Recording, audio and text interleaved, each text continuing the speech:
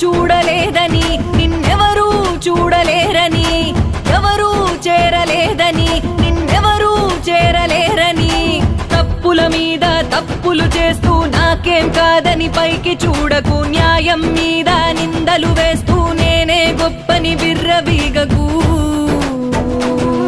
ఆ పరమేశ్వరుని మూడో కన్నే అన్నీ చూస్తుంది, శిక్షలు వేస్తుంది, తప్పించుకోలేవులే. నమః శివాయ, నమః శివాయ.